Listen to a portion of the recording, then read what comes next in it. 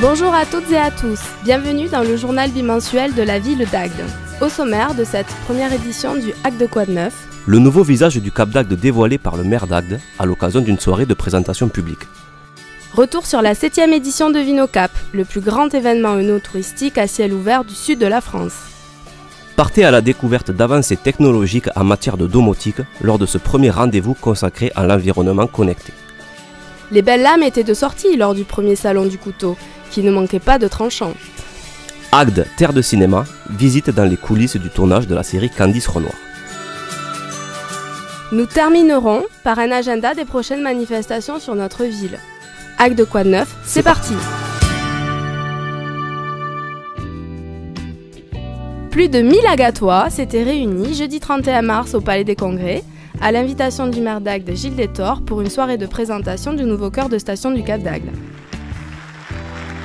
Ce projet, vous allez le voir, est un projet d'avenir. C'est un projet qui va non seulement favoriser l'attractivité touristique de la station, parce qu'il est important, je le dis à chaque fois, de ne jamais s'endormir sur nos lauriers. Et donc il nous faut en permanence avoir un coup d'avance si on veut rester compétitif au niveau international. J'ai presque envie de dire, soyons dignes de l'héritage qu'on nous a légué, et pour donc favoriser cette attractivité, eh bien, nous devons mettre en place des projets. Aujourd'hui, eh bien, nous voulons véritablement élargir ce cœur de station, donner une nouvelle dynamique à la station du Cap d'Agde et en même temps, comme on le fait souvent sur l'ensemble des projets que nous menons, améliorer aussi la qualité de vie des habitants du Cap d'Agde. Parce que, je vous le rappelle, mais vous le savez tous, il y a 45 ans, lorsque la mission Racine a décidé d'implanter la plus grande station balnéaire de France, c'est-à-dire le Cap d'Agde, sous le général de Gaulle, elle n'avait pas imaginé que des habitants viendraient y résider à l'année. Et depuis, les choses ont changé, puisque vous êtes environ entre 5 et 6 000 habitants à vivre au Cap d'Agde en permanence. Et donc on le comprend bien, cette station demande aussi des services publics rénovés. Et on voit ce palais des congrès qui a plus de quasiment 30 ans désormais, qui n'est d'ailleurs plus accessible aux personnes handicapées, parce qu'à l'époque, les normes n'étaient pas obligatoires. Et donc rien que la remise aux normes de ce bâtiment pour le rendre accessible, et c'est une obligation légale, coûterait à la ville à peu près entre 500 000 et 1 million d'euros. En compagnie de l'architecte du projet Philippe Bonon, de l'agence A+, le premier magistrat a dévoilé les grandes lignes de cette requalification qui s'inscrit dans le projet de ville Agde Ambition 2020. Embarquez pour une visite virtuelle guidée des aménagements futurs qui vont contribuer à dessiner le Cap d'Agde du XXIe siècle. La partie qui scintille, c'est la zone qui nous occupe aujourd'hui. Donc vous voyez que l'emplacement est absolument extraordinaire. On voit que dans cette image que ce qu'on fait, on ne fait que prolonger le dessin de l'écouteur vers la partie arrière. Donc on agrandit en fait le cœur. Alors ce qui est mal modélisé à droite, c'est les bâtiments existants du Cap d'Agde, et la partie neuve commence ici. Donc là, c'est l'avenue des Sergents. L'avenue des Sergents, on a enlevé le petit rond-point, et là, c'est les 270 mètres à franchir. Alors, on va un peu vite, on a accéléré, donc on n'est pas à 2 minutes. Vous voyez, c'est très large. Il y aura effectivement, ici, on le voit, c'est esquissé, il y aura un petit plan d'eau, des jets d'eau. Il y aura des commerces à droite et à gauche, comme l'a décrit tout à l'heure Gilles Détor. Et cette esplanade un peu large qui va devenir un nouveau lieu de rassemblement. Alors, on voit ici la partie en bas, c'est les parkings qui sont en sous-sol, qui sont éclairés naturellement. Vous avez vu cette espèce de pastille verte. C'est la même chose d'ailleurs sur les palmiers qui sont d'ailleurs qui ne sont pas forcément des palmiers. Donc dessous, on voit aussi le parking. On voit les enroulements de cette passerelle qui s'enroule comme un casino ici. On voit le casino. L'hôtel ici. L'hôtel qui est sur la gauche, le palais des congrès. Le palais congrès, la passerelle qui franchit l'avenue de Belle-Île. L'avenue de Belle-Île, qui est donc à peu près une hauteur de 15,50 m par rapport au niveau de la mer, pour situer par rapport aux 8,50 m qui sont en dessus. Là, on arrive au deuxième étage de la grande salle. Alors ça se voit pas, mais normalement, sur la droite, on devrait voir derrière le vide sur le hall du palais des congrès. Là, on tourne. Et la particularité... C'est la bulle, là. C'est la bulle d'accueil, là. Voilà, la bulle d'accueil à gauche. La particularité, si vous voyez cette ellipse, ce coquillage s'enroule, et on voit en 3/4 de tour, à partir de cette place centrale en 3 dimensions, on fait le tour du bâtiment, et on arrive en haut, ce que je vous ai montré tout à l'heure. Donc là, voilà, pour montrer ce qu'on voit. Là, donc, c'est la salle d'exposition. Elle est à ras de... Avec un drakkar de viking. Oui, alors c'est une exposition sur la navigation, mais il n'y a que 3 maquettes, là. Je suis désolé. Pas grave. Il y en aura plus. Là, c'est l'entrée. Voilà. Là, c'est l'entrée avec la fameuse cage d'escalier et les ascenseurs panoramiques et sur la gauche qui permettent de monter jusqu'en haut.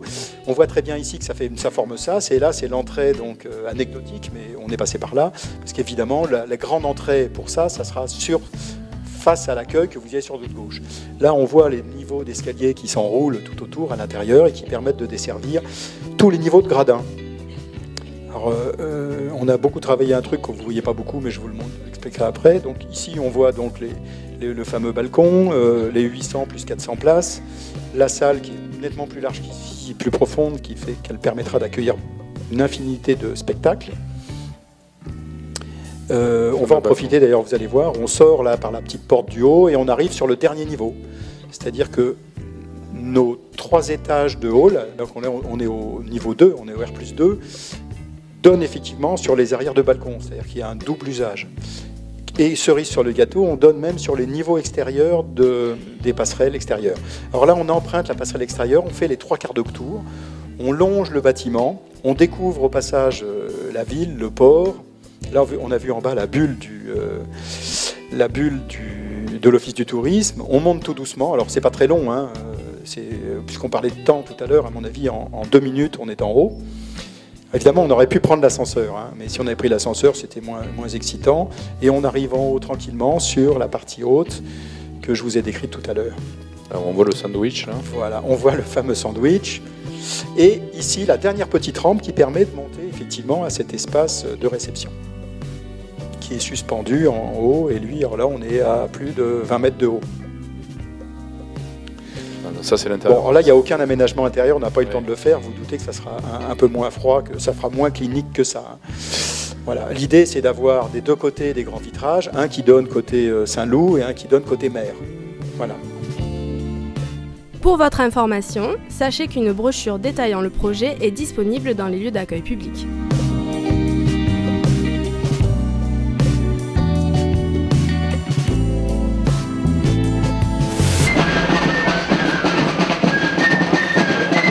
L'ambiance était à la fête et à la convivialité du 5 au 7 mai sur les quais du centre-port du Cap d'Agde à l'occasion de la 7e cuvée de Vinocap, plus grand salon œnotouristique à ciel ouvert du sud de la France.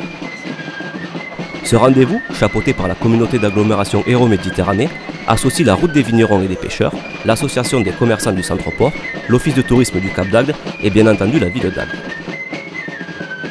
C'est le maire Gilles Détore qui a donné le feu vert de ces 3 jours placés sous le signe du bon vin lors de l'inauguration officielle. Ça se présente magnifiquement bien, d'abord parce qu'il fait un temps radieux et que cette 7e édition est sous le signe des cieux, quelque part, hein, puisque le soleil est là, le monde est là, hein, et je pense que tous les amateurs de vin sont des gens d'abord passionnés, sont des gens qui aiment le terroir, et ça tombe bien parce que ces centaines de vignerons sont les meilleurs historiens finalement de notre coin de France, de ce Languedoc et de cette agglo Hérault-Méditerranée. Je vous remets ce chèque, messieurs, dames, voilà, pour que la Croix-Rouge puisse continuer à nous aider. Plus de 100 producteurs étaient venus présenter à la dégustation le fruit de leur travail. Blanc, rosé, rouge ou encore issu de l'agriculture biologique, il y en avait pour tous les goûts. C'est la grande fête du vin et c'est aussi l'occasion de découvrir tout notre tiroir et de montrer que notre offre touristique, c'est la mer, mais c'est aussi la terre. Et c'est cette alliance de la terre et de la mer qui font que Vinocap s'annonce aujourd'hui sous de très très belles journées. Et le public ne s'y est pas trompé. Plus de 50 000 visiteurs ont déambulé sur les quais du centre-port, verre à la main, sous un beau soleil, conquis par cette manifestation. Le salon, vous trouvez ça comment, le concept? Le concept, c'est pas mal. C'est vraiment très bien. On peut rencontrer vraiment beaucoup de viticulteurs. Et voilà, c'est très agréable dans l'ensemble. En plus, il fait beau. Ouais, on a le beau temps qui va avec. Le rosé. Le rosé? Tous les vins de l'Hérault. Vous avez trouvé des bons? Bien sûr. C'est très bon fruité, oui. La meilleure région. En principe, on va dans les salons, dans les salles organisées, vignerons indépendants à Lyon, des choses comme ça, mais ça n'a rien à voir. C'est beaucoup plus sympa là. Écoutez, c'est la première fois que je viens et je trouve ça vraiment une très bonne idée de regrouper tous les domaines. Alors, comment ça se passe sur le Cap? Très bien. Il fait beau, c'est très agréable, on boit du bon vin. Le concept, vous trouvez comment le salon plein air comme ça? Très bien, très sympathique. C'est le mieux. On est plus proche des gens. Voilà. C'est une première pour vous? Et oui. C'est une première, oui. Ouais. On vient d'arriver dans la région professionnellement et donc on a été invités à venir et donc on s'est présenté quoi. C'est une belle découverte. Ouais. On est heureux d'être pour la première fois au sein du Vinocap. Oui.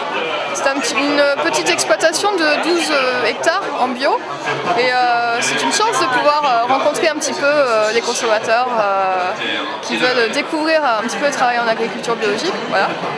C'est une belle fête autour du vin. Voilà. Merci Ag.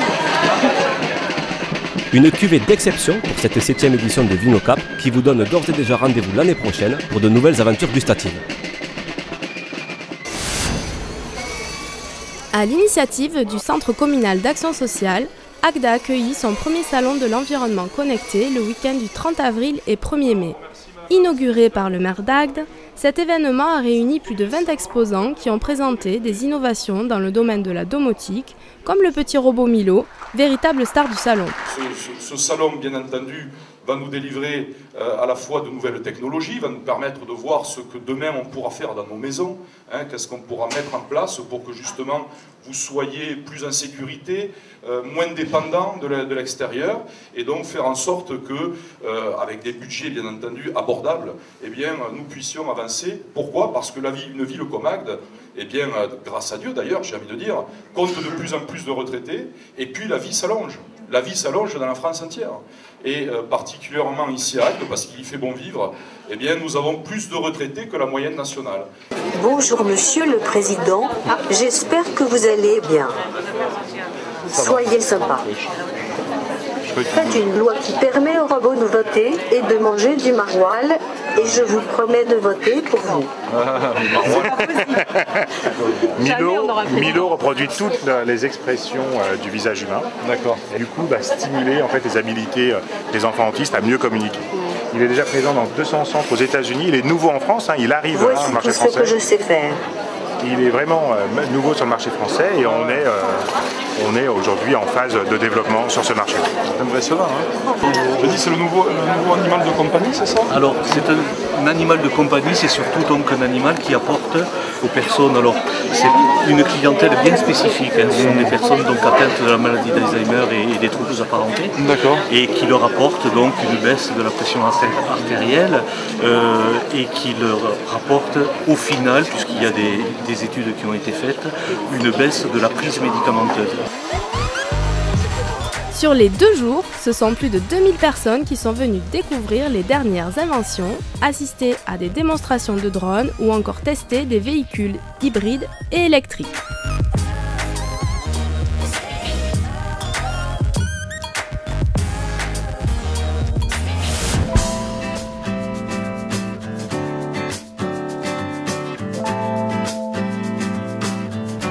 L'art de la coutellerie a désormais son salon sur Agde. Organisée par l'association L'Âme des Couteaux, cette manifestation s'est tenue le week-end du 2 et 3 avril au Moulin des Évêques. Et le moins que l'on puisse dire, c'est qu'elle a trouvé son public. Il y a du monde quand même, on voit du monde. Pour une... Ouais. Moi j'y croyais. Je me suis dit c'est bien placé, tout le monde connaît Agde, tout le monde connaît. Les lames sont forgées main, tout est fait à la main. Et même les bois, en fait, c'est des bois que j'ai que des bois français. Donc que je vais chercher, que je fais sécher, que je sélectionne. Un travail de minutie qu'ont présenté plus de 30 exposants venus de toute la France et même de Russie, devant une assistance de connaisseurs et d'amateurs. Une belle occasion d'en apprendre plus sur l'incroyable diversité des couteaux, des lames forgées, des dessins sur bois et ainsi d'apprécier le savoir-faire de ces artisans passionnés. Et pour les amoureux de langue française, sachez que les collectionneurs de couteaux s'appellent les cultéluphilistes. Action! À la fois commandant de police, qui reprend du service après 10 ans de mise à disponibilité et mère au foyer, Candice Renoir, interprétée par Cécile Bois, mène ses 2 vies complètement différentes avec détermination. Là, c'est juste assez merveilleux. depuis le début de cette session, il y a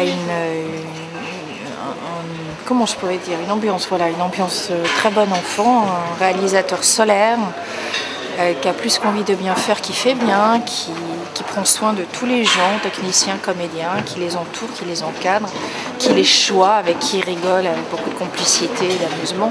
Ça se passe bien. Comment trouvez-vous le lieu déjà, le décor? L'architecture est intéressante, c'est pour ça qu'on est venu là.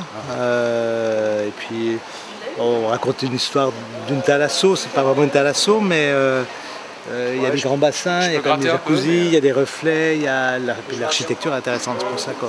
Vous restez là et vous faites semblant de parler. Elle peut avancer, madame, par exemple. Avancer dans l'axe. Oui, voilà, comme si vous vouliez aller lui parler, d'accord? La série, diffusée sur France 2, réunit en moyenne 4 millions de téléspectateurs à chaque épisode. C'est dans le cadre magnifique de la Cité de l'Eau que Nicolas Picard-Dreyfus, le réalisateur, avait réuni son casting, dont des figurants venus de la région, et son équipe technique les 14 et 15 décembre. Dans cet épisode, le centre aquatique de l'archipel se transforme en thalasso au sein de laquelle un meurtre a été commis. Candice Renoir est dépêchée sur place pour mener l'enquête. Nous ne vous en dirons pas plus sur l'intrigue. Pour avoir le fin mot de l'histoire, rendez-vous sur France 2 à la fin du mois de mai. Claque de fin, c'est bien ça. Not bad. Not bad.